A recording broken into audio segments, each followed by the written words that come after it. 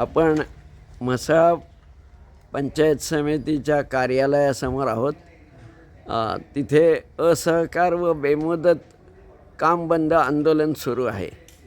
लिपिक संवर्गातील लोकांच्या अनेक वर्ष प्रलंबित मागण्या मागतायत.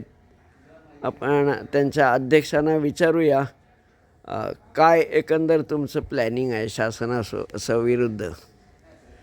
अध्यक्ष साहेब, तुमचं कसं आंदोलन छेडाचा पवित्र आहे?